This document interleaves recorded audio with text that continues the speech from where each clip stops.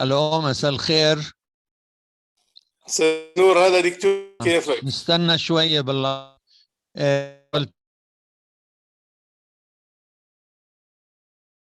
Hi. We will wait just a few minutes. Okay. For people to gather up, if you don't mind. Okay. I wait. So.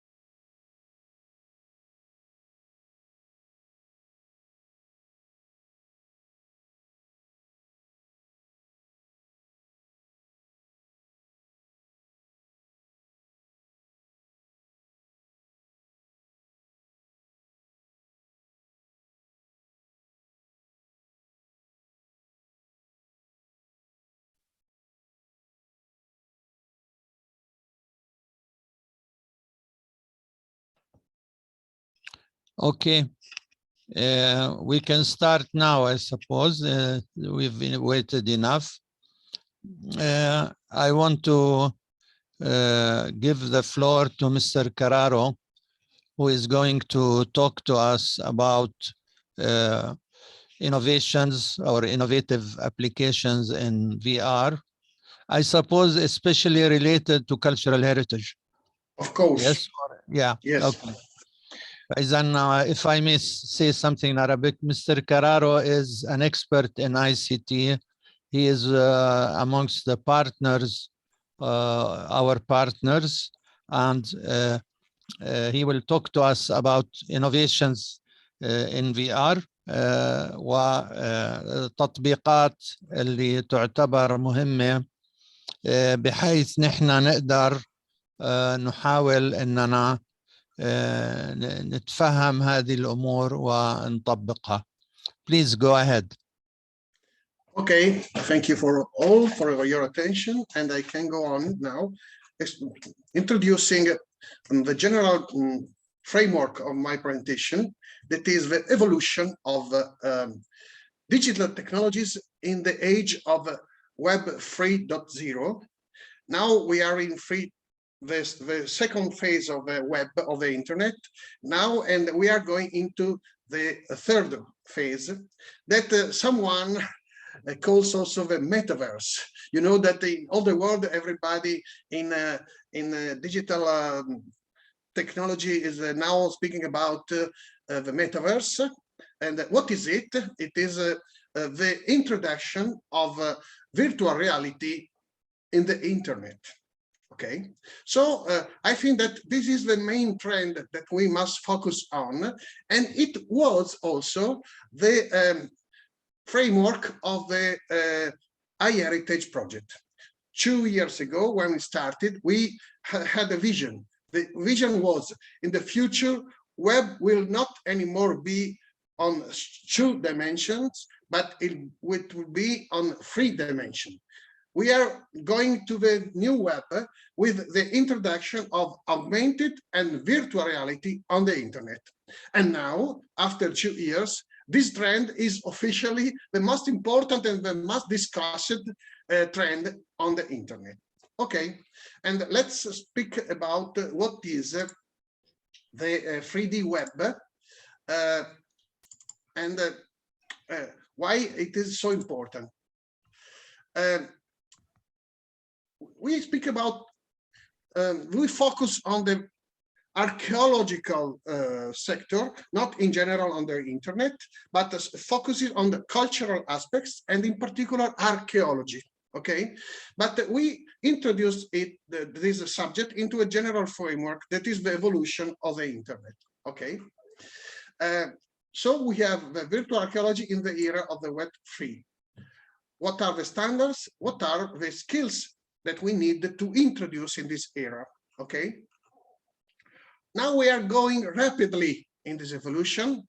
You know that Mr. Zuckerberg, the owner and founder of Facebook, said that in 10 years he will change the internet and everybody will be 3-dimensional. We will go in the internet like in the metaverse. Okay, what does it mean for the cultural sector and in particular for archaeology? I think that we are going on toward the metaverse of the past. Okay, we can visit not only a website, but really a web world, an ancient world that can be reconstructed. So it is necessary to use the virtual archaeology, but we must consider that the evolution of virtual archaeology needs to be compliant with some new aspects that are the international standards for the 3D content on the web, the fact that any content and application must be connected and controllable online at a distance, the system must be interoperable between them. You can measure the results, you can upgrade the application, you can analyze the behavior of users, and you can have a cross-device experience. Not only PC, not only smartphone, but also virtual reality headsets and augmented reality glasses. So you will have a general experience of the past through the new web. The platform that you need is based on a backend in which you manage the contents, and also a cloud application, a media server in which you can deliver them on the users, and the front end. The front end must be adaptive to the different device that you use. Okay, so this is the general vision. You have a WebXR cloud platform in which you put your Archeo 3D contents and you deliver them to the visitors for PC, for mobile, and also for VR and AR devices. Okay.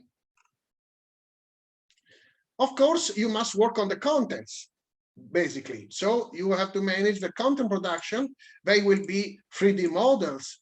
They can be modeled with a computer-aided design software, or they can be produced with scanning the sites. Okay. You also can use 360 degrees photos and videos. You have to all the contents must be geodated. So it is important to have also the information about the geographical position of the objects. In fact, you are building a digital twin, a digital copy of the world that must be geolocated. So you have, for example, the Petra archaeological site. You must create the digital twin, the copy of this site, and you must put it on the web, but also with different experience. When you go on the physical Petra, you can visit how it is now. When you go to the virtual Petra, you can visit how it is now, but also how it was in the past. So the addiction of the use of virtual reconstruction can allow new experiences to travel in time. What are the skills that you need to do it? You must have 3D modelers that must be specialized in the 3D reconstruction for archaeology. So you have to use, for example, special competencies about how was a temple in the Petra age, but also in the Roman age. Petra was a collection of styles from all over the world, but had also a specific style that was in Petra used.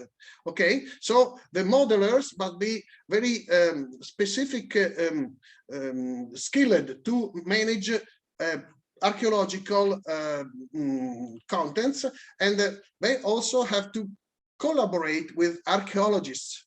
Archaeologists give the scientific data from which the modelers start and build the reconstruction of the past. You also need to have editors and storytellers, because the storytelling in virtual reality and in augmented reality is not like usual in a video or in a text, in a catalog, in a website. No, it is more similar to a video game. It is a place in which you invite your user and you make possible to the user to have experiences, to explore this place. So you have a space telling, not only a storytelling, because you don't have to tell a story that people must only hear, but you must create a place, a game in which they can play, they can have an experience. You are more similar to an architect than a storyteller. You have to also use photographers that are specialized in 3D shooting and video with 3D shooting videos. And when you have collected all the contents, you need also software developers for virtual reality and for augmented reality. So these are the general skills that you need for this. And what about the standards? Okay, of course, you can develop applications for specific device or specific installations. But if you want to go on the web online, you have to be compliant with the standards, the common standards of the web 3D. And the general standard of the web 3D is WebGL. WebGL is a tool with which has been developed, for example, Google Maps. When you go to Google Maps, you don't need to download any plugin or any content. You must only to link to the web and have the experience.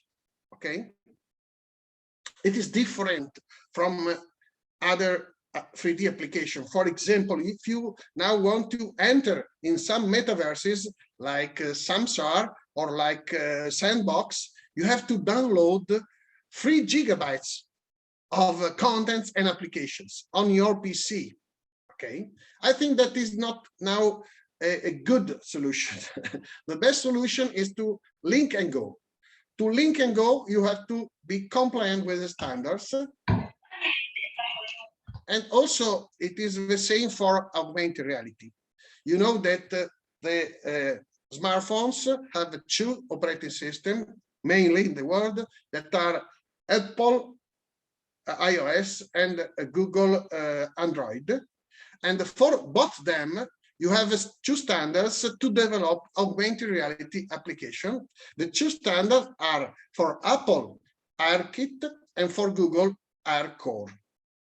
Remember these 3 standards and be careful to understand what to use. Of course, engines that are used for the games, for example, Unity, for example, Unreal Engine. But remember that these systems are not fully compatible with the web now. So I think that is preferred. You can use them, for example, to manage offline experiences or rooms or holograms or installations. If you don't need to be connected online, you can use also those generation of application, Unity, Unreal. Watch out for projections. But if you want to be connected, you have to be compliant with WebGL, ARKit, and ARCore. Okay.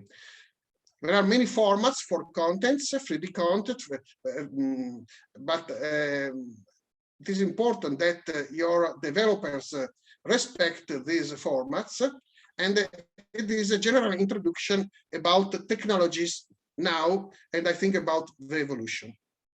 I don't know how much time I have now for this because we started late. So please tell me how much time we have for the next part of the presentation, so I can manage my time and your time. That's okay. We can give you 15 more minutes. Is that adequate? Okay. Okay. Yeah, because we have another talk as well. I know. Yeah, thank you. I know it. So I was careful to this. I don't want to overwrite any other speaker. Yeah, so, thank you. Okay. So I think that we can speak now about the products that we imagined for iHERITAGE, and I will show you some examples of how they work. For example, I will show you some product that we developed, and because I think it is important now also to see some pictures and to see some examples, some technological examples. This is, for example, I am now on YouTube, and wait, okay, we start now. This is a system that we introduced in a museum, history museum. It is a space-time elevator. As you say, there is a console with the floors on which you can move, And when you click on the floor, you go up and you see the landscape from the sky, and you see how it is the landscape now. But you can also travel in time. So for each floor, you have also the possibility to travel in time. You click on the stage, you go down now. Let's go down. It's a video. And you go to the street level. Okay, this is the basic level. You can, in this place, travel in time and see how this place was changed in the past. It is the city of Venice, but it is the ground part of the city of Venice. Now we see how it changed these places in the 20th century. It was a very important transformation of this century, and in particular, now we are looking at an event. It is a bombing during the Second World War of Porto Marghera, and so you can also create in this elevator the show of events, of historical events that have happened in this. It is a very effective installation that we realized in a museum in Venice, and I think it can be an example of how you can create experiences of traveling in time with virtual reality and installation in museums. Okay, and now we are going to our presentation. Okay, this was space and time elevator. This application can be also applied on the web. Now we are on the immersive portal of the region of Naples. Some days ago, you see that we can travel in time. We are on Pompeii. You know, Pompeii is one of the most important archaeological websites on the world. You can travel in all the region, but when you click on this button, you can travel in time. So you can have a vision of how it was this place, this monument in particular, in the past, in the Roman age. So now you are in a general portal that is about a region in Italy. You can travel in another place, this Capri. You can see the beauty of Capri. You can go in an archaeological site also on Capri. You can go down and visit it, but you can also here travel in time. This is a Roman villa. It is the villa of the Emperor Tiberius, and you can see how it was in the past. Okay, this application was presented 5 days ago on Monday in Expo Dubai. And how could we present this application in Dubai? I can show it to you. It is a cardboard viewer. It is on paper. You can open it, and in this cardboard you have 2 lenses. You have here a QR code. You frame this code with your smartphone, and you put the smartphone into the cardboard, and you can create a virtual experience with a very non-expensive gadget.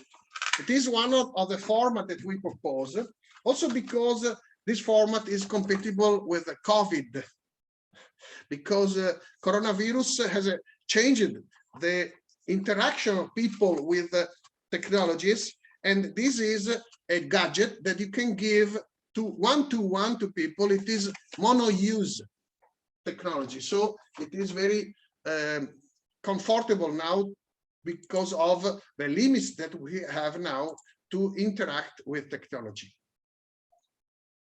Let's go back and see some other examples of applications. Okay, this is the example of the cardboard that we said before. We can create excursions with cardboard. We can also create virtual vernissages with cardboard.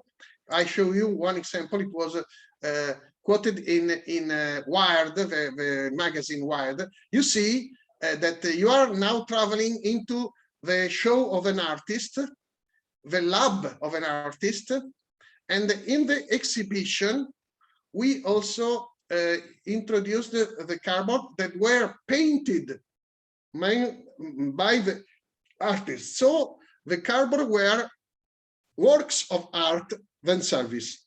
It is a very original idea. Now in Milan, we presented them. You see how they were. And you can transform also the device in a work of art. Okay. It is one of the interesting applications of the cardboards. Archeocinema is one of the formats that we developed with iHERITAGE. You see that the picture is of Petra. You can have you can analyze the place. You can find the famous shots of famous movies in which this place was taken, and you can put them together. So of course you can an effect of a mix between the place, your place, and the cinema. It is a promotional project. Of course, you have to need the copyrights of the movies. It is not easy to obtain them, we know it, but it could be a good way to promote locations. You know that there is a specific tourist trend that is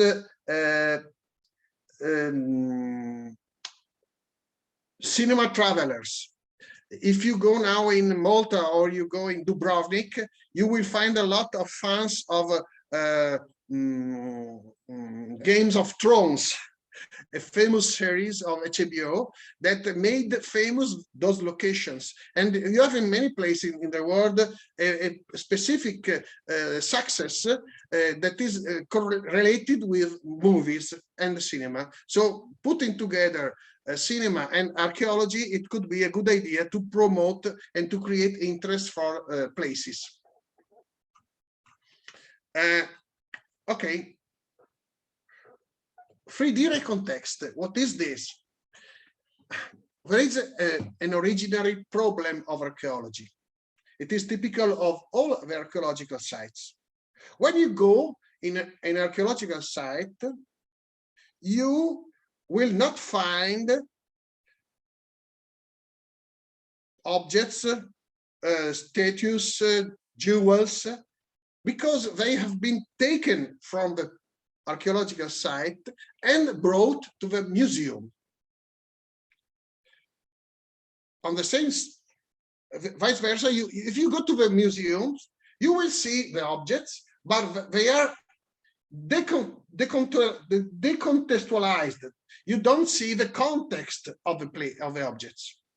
So 3D recontext is a digital way to reconnect the place and the objects and the works of art. So you can put together them and make possible for visitors to have an experience. When you are on the website, you will, when you are on an archaeological site, you will find there the objects virtually that really are in the museum. When you are in the museum, you will find, you will see the context of the archaeological site in which the objects were found.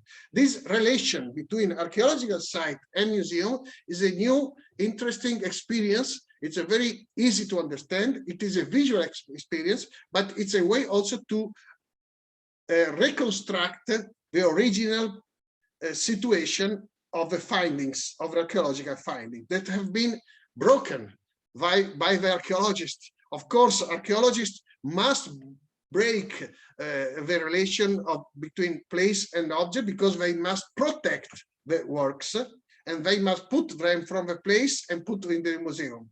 But it is for visitors, it is often difficult to understand and to read visually the place without the objects. So this is a 3D context. I can show you some example of this. Now we are in a library. In this library, we organized some virtual exhibitions. For examples,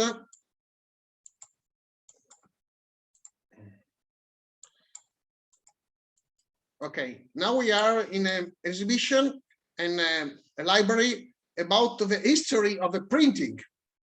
In this place, there was the machine of printing, the Gutenberg machine. So you can recontext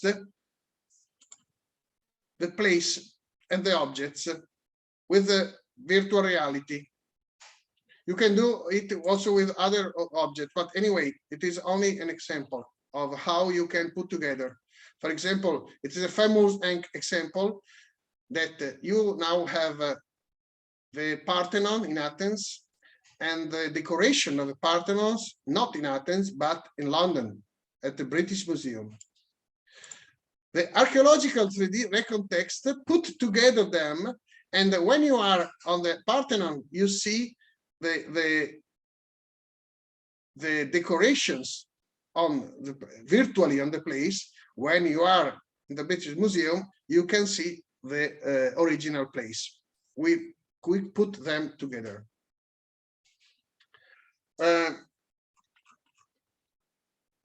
Another example, then I finish my presentation. For example, guided tours.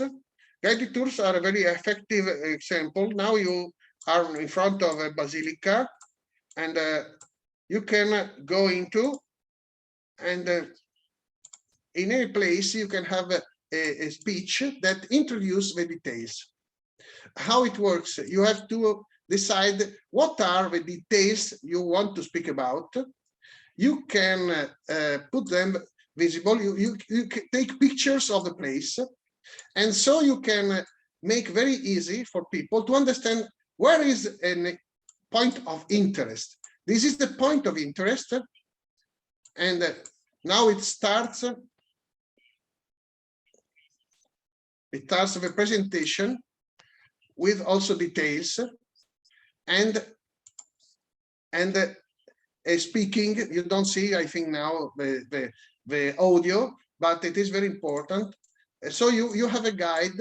You can use this presentation both before the visit, at distance. When you are at your home, you can make a visit of this place and you can prepare the real visit, but also you can put this application directly in the museum. You can put some QR code in the places in which you are looking at this, and you can also make possible for visitors to understand what is interesting here. For example, here we have a fresco, we have some sculptures. Okay, and so those are the two works on which we must focus. You click on them and you obtain the real presentation, but also you can make some other graphic content. For example, now you can, it is a basilica between the Gothic and Romantic style. So with this graphic, you can make evident and visible which parts of the building of the monument are Gothic and which one are Romanic. Okay. So it is an example of audio guide tools. Okay.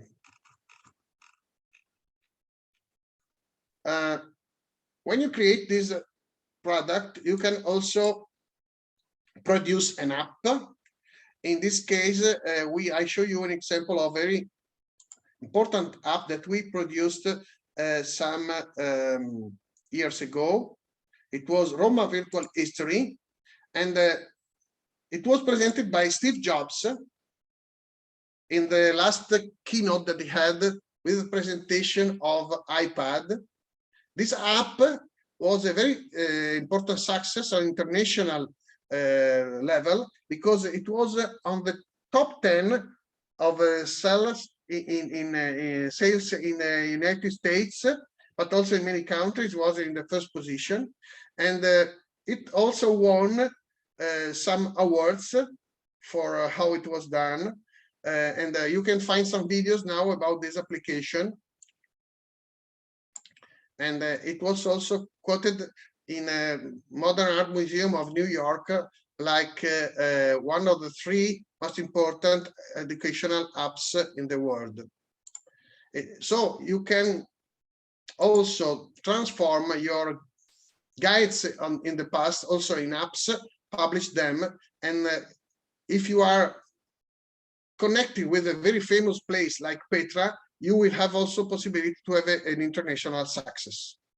Okay, I think that now I used my time for this presentation. I let the last 2 minutes for any question or your request of clarifications of deepening of what I said before. Okay, thank you, Gualtiero. That was nice. أي حدا عنده أسئلة? Yes, I have a question, please. Okay, go ahead, please. Yeah, first of all, thank you so much for the very interesting informational session.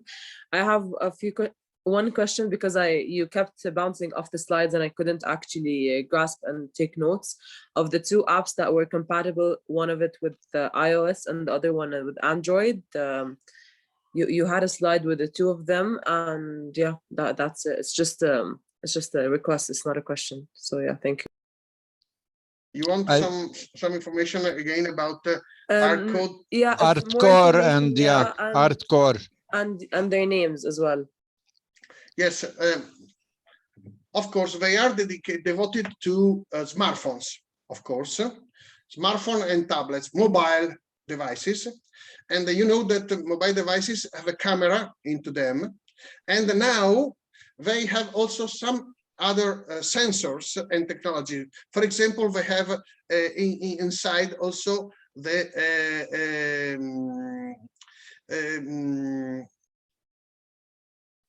they have also scanning technologies, and ARTCode and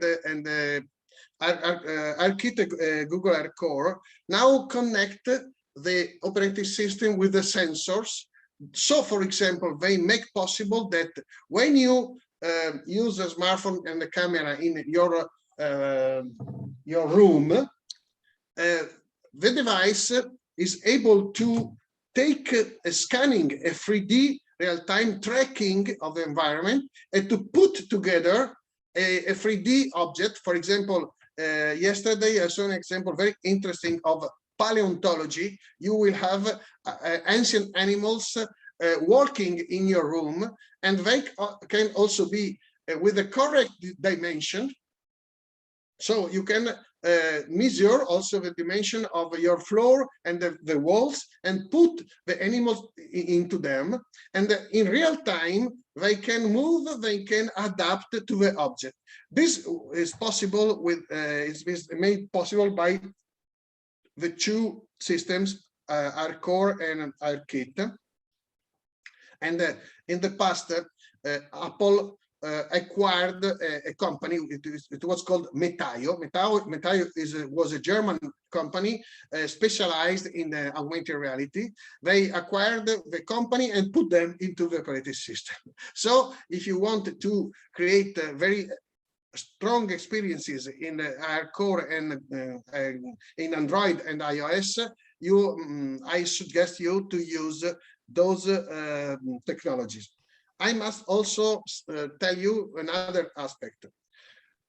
Both Apple and Google are making plans to release in the future some glasses for augmented reality. Google did it some years ago with no success, Google Glasses, but now they are thinking about the future. In the future, they will release and put on the market the new glasses, and they will be based on iOS ARKit and Google AirCore. So if you now use those technologies, you are ready for the future. I am sure that Apple will use this technology for the new device that will be planned to be released the next year on the market. So I suggested to follow this technology and be compliant with this. We also use now a technology that is a bridge between now and the future in the Apple technology, and we can experiment now how it will be the augmented reality for the next glasses that are going the next year. Yes, I understand. Thank you so much. We'll take into consideration working with them so that we're ready for the future. Really, thank you so much, and thank you.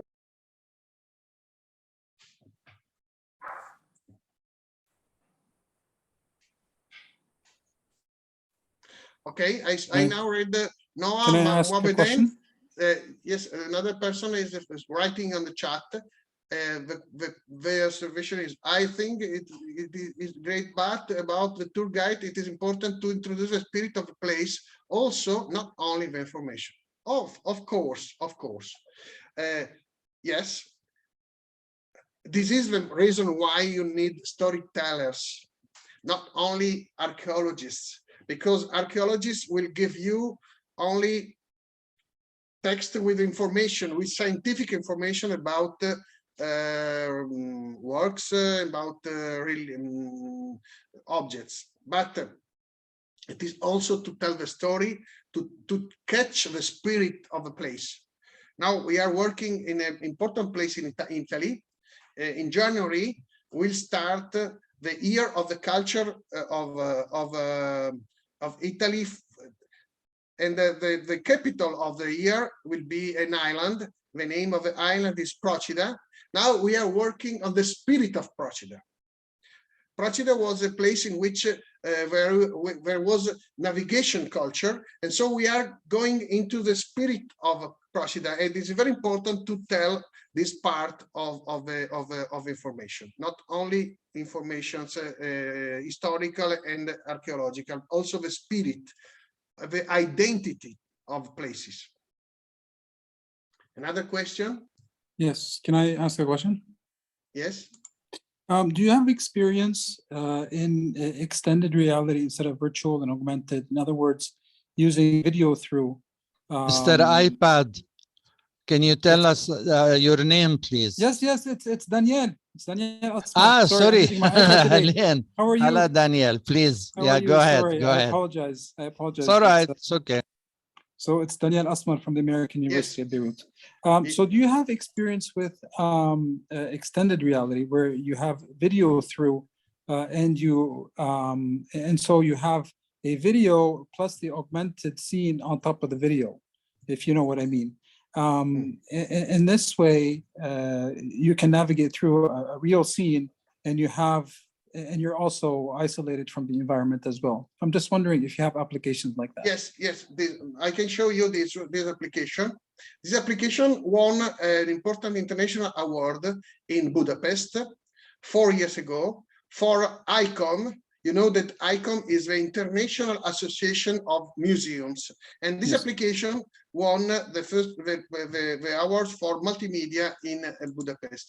The name is Brixia Time Machine. Brixia is an Italian town with a historical heritage, and we created an application in this that can show it to you now. The visit was connected with some augmented reality glasses. So when you are on the place, really, you wear them and you can see how the place was in the past. On the overlay in transparency with the place, you see that we are in the theater and you see the ruins, but also the building. Of course, there are also videos and storytelling that tell you how was the place. It is, for example, a forum, a Roman forum, and now it is an experience that we give on the place. Also, there is a time machine in which you can see not only one age of the past, but six ages of the past. So you can see also the city from upper place. Top view, you mean? Yeah. Okay. I hope that it was what you asked it. Yes, yes. We didn't see the screen shared, but I think I understand that. Sorry. I was not. Sorry. I will give again the video when you see it. But please go on speaking.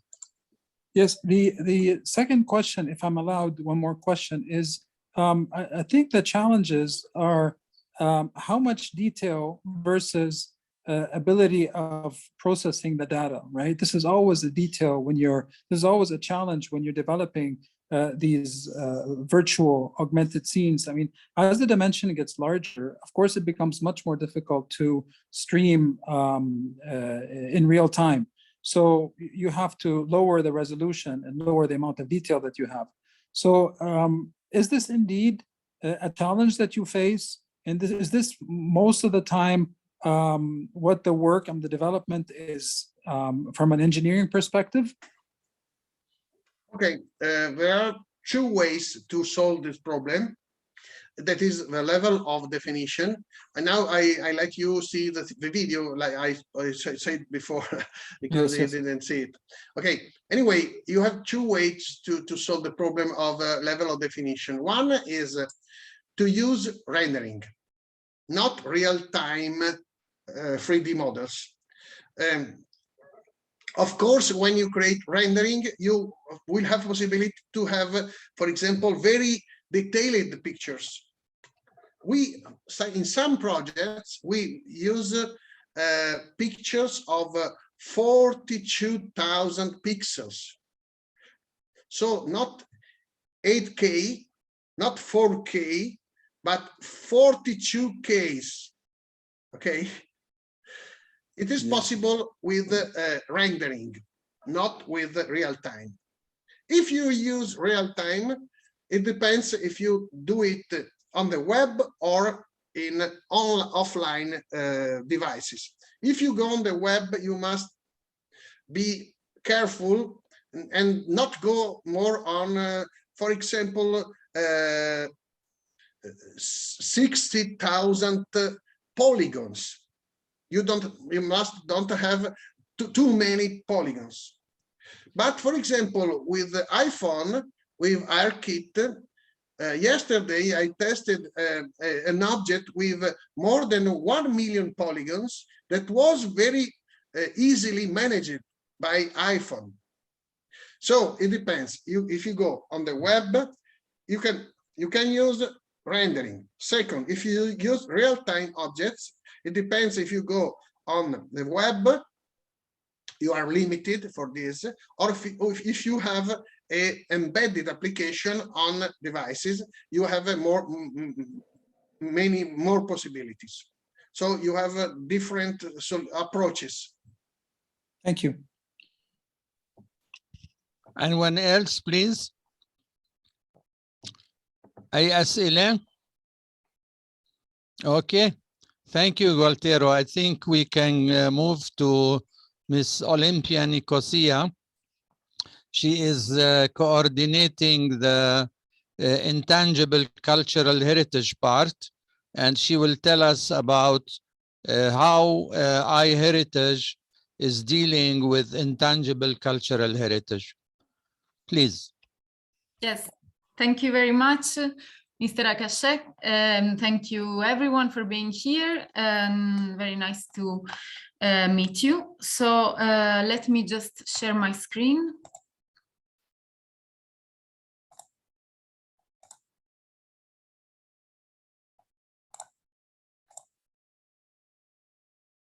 Okay, are you able to see my screen, I think? Yes, yes, please go ahead. Thank you. Okay, so I will be talking shortly. I will try not to keep you after the due time. I will be talking shortly about the enhancement of intangible cultural heritage and the related opportunities. My name is Marta Chiara Olimpia Nicosia. I am working with the network of medieval castles and towns here in Palermo, in Italy. And I'm dealing with the technical assistants in Project iHERITAGE, especially for REIM and Crespium, which we will see in a moment exactly what they are. This presentation is going to be quite different from the one of Mr. Kararro. I am just going to present a bit what we are doing with the Project iHERITAGE, and especially related to intangible cultural heritage. So first of all, we should mention the UNESCO 2003 Convention for the Safeguarding of Intangible Cultural Heritage. Just to clarify for everyone, intangible heritage is, as defined in this convention, is a set of practices, representations, expressions, knowledge, and techniques in form of tools, objects, artifacts, and places associated with them, which communities, groups, and in some cases individuals recognize as part of their cultural heritage. That means we are talking about not tangible heritage, that is artworks, architecture, and so on, but whatever is traditions, handicrafts, techniques, languages, rites, festivities, and all this kind of intangible heritage. One of the first accomplishments of Project iHERITAGE we are trying to achieve is the construction of REIM. REIM will be the Register of the Intangible Heritage of the Mediterranean, which means that its aim is to create and make available an archive of all the intangible heritage expressions of the Mediterranean countries. So there are already existing registers of intangible heritage in different countries, as well as there are some classifications of UNESCO for intangible heritage, some items of intangible heritage that are preserved, that are in UNESCO lists. What we are aiming to do is to have one register that is for the whole Mediterranean, for all the countries of the Mediterranean, that will be online and accessible for all users, also to introduce new elements of intangible heritage, also to upload, for instance, materials such as videos or photos, and to contribute to this archive. So this is supposed to enhance greatly the understanding of intangible heritage and the knowledge of it. Just very quickly, I will present what we've been doing in order to implement REIM. So we've been building a ICH focus group. ICH is the acronym of Intangible Cultural Heritage. We have been researching and analyzing archives and sites already existing in each country. So we asked in iHERITAGE partners to contribute, giving us links and materials of all the existing registers in the Mediterranean countries. And then we are making research and benchmarking on similar sites and platforms in order to build this big platform for intangible heritage of the Mediterranean. Then, of course, there are clearly cataloging issues. So the presentation of this archive should be the same for each country. We are trying to establish the research tools so that the archive should be searchable by keywords, by type of support of material, and so on. And then we will be uploading all this material in one sorry, portal. can I interrupt? You're Please. not moving the slides. I don't know if I mean you are Okay. still on the first slide. Okay, let me just. Okay, let me do the maybe the sharing again.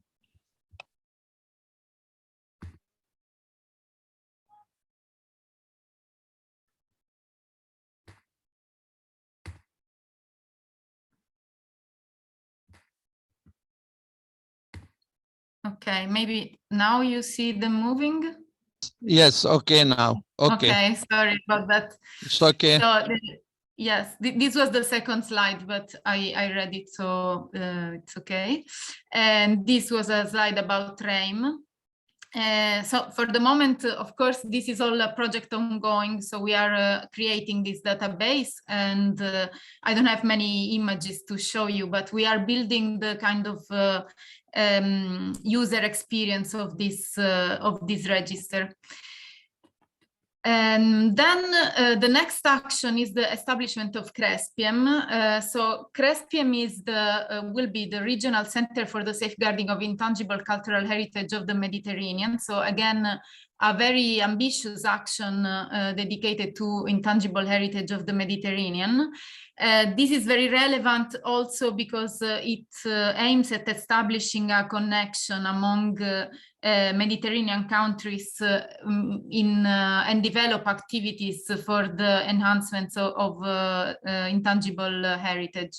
So the aims of CRESPIEM are to encourage research for identification, protection, and valorization of intangible cultural heritage, to facilitate the Mediterranean networking and interaction in the field of intangible cultural heritage, to implement, which is very relevant for today's topic, to implement innovative technologies with common standards, including augmented reality, virtual reality, mixed reality, and then to encourage the kind of international cooperation and the development of policies. Of course, these are the activities of CRESPIEM are also the elaboration of international programs, the promotion of inventorying systems of, for instance, oral traditions that have to be preserved in the Mediterranean area. And encourage the exchange of experiences, debates, and forums among Mediterranean countries. Just to mention, we would like this CRESPIEM, this Center for the Intangible Heritage, to be very relevant at an international level. So we would like to apply for a UNESCO recognition that is category 2 UNESCO centers. So this should give a lot of visibility to the center and allow also a lot of benefits for coordinating with UNESCO. And I'm just mentioning a few other centers that are on intangible cultural heritage all over the world. And as you can see from the geographical distribution, there is a lack in the Mediterranean area. So this is also an opportunity to have this center working in the Mediterranean area. So I would just like to mention quickly, so these two actions we are undertaking within Project iHERITAGE, that is the establishment of RAIM and the foundation of CRESPIEM, will enhance greatly the importance of intangible cultural heritage and contribute to the development of opportunities with working with intangible cultural heritage. So I would like to mention just to give you a hint of what could be the opportunities that we can obtain, we can have also for the local economies if these centers, the Crespium and the REIM, are accomplished. So just to mention the opportunities within tourism is, of course, the development of tourism through the interest that can be stimulated by the enhancement of intangible heritage. This can lead visitors and travelers to travel to some places to increase the level of tourism. And especially this is relevant for experiential travels. So intangible heritage is, of course, experienced. It belongs to experiential kind of traveling. So participating, for instance, to a festivity or trying a traditional recipe or a traditional way of cooking. This is all experiential travels, and it's another opportunity. And then there is the ICH related goods. So there is a whole slice of the market maybe that could be developed connected to these kind of handicrafts techniques of intangible heritage, of traditions. And so there could be also goods like, I don't know, pottery or other kind of objects related to intangible techniques. And then the boosting of local economies in general, as for every tourist experience. Of course, as we know, there is a whole benefit for the whole area in terms of development of economies, fooding, events, and so on.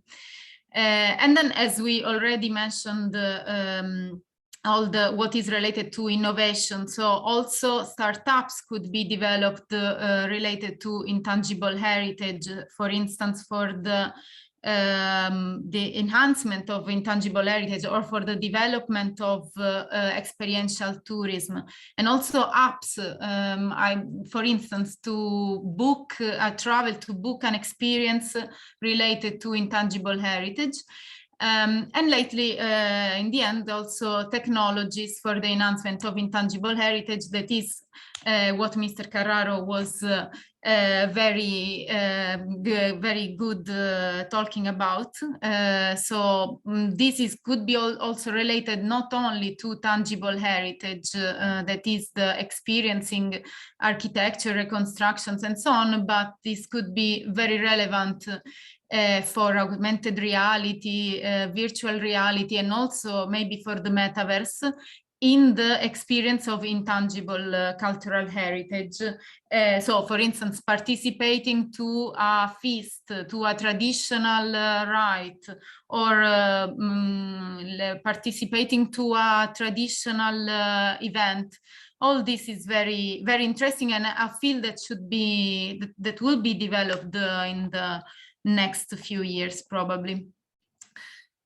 Okay, so thank you very much. This was just a very short introduction to what we're doing with Project iHERITAGE. I don't know if there are any questions. Thank you, Olympia. Any questions, please?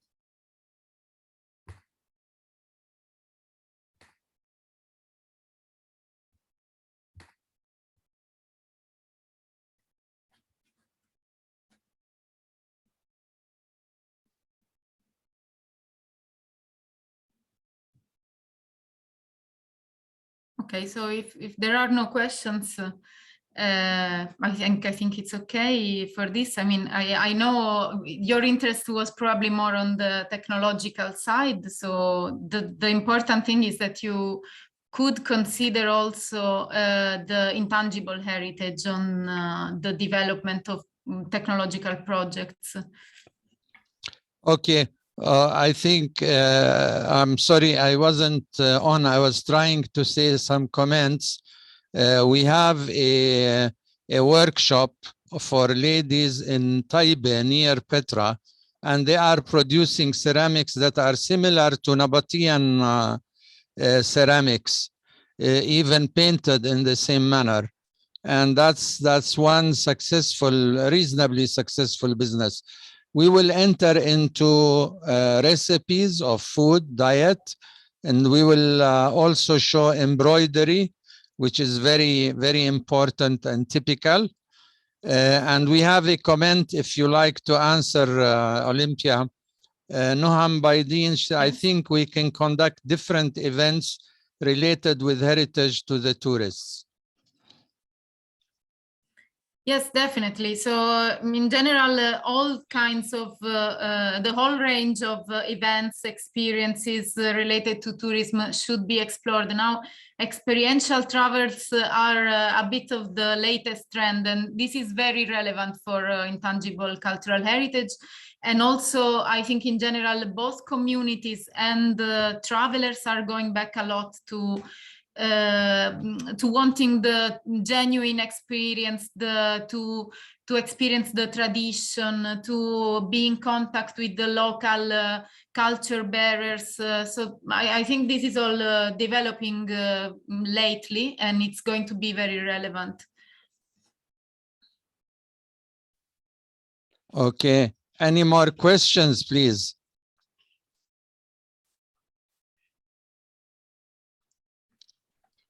Okay, I think that's very good. Thanks very much for our speakers. They have clarified many things to us, and I hope that the people who are attending this workshop have benefited from it.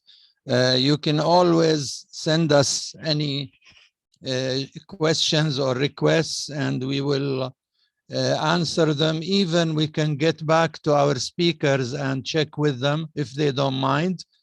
But thank you very much. Is there, yeah, Dima Youssef, yes, thank you for your kind, yeah. Anybody else wants to say something?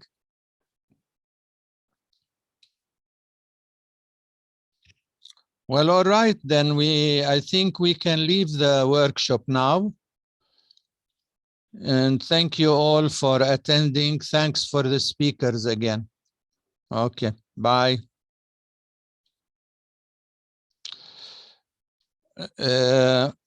Before we close, Mr. Muhammad Maharme, I'm still waiting to hear from you.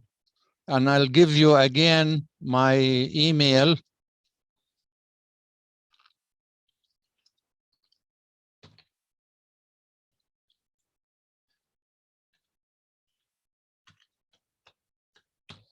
It's takashe@gmail.com. Okay? All right. Bye then. Good night. Thank you very much.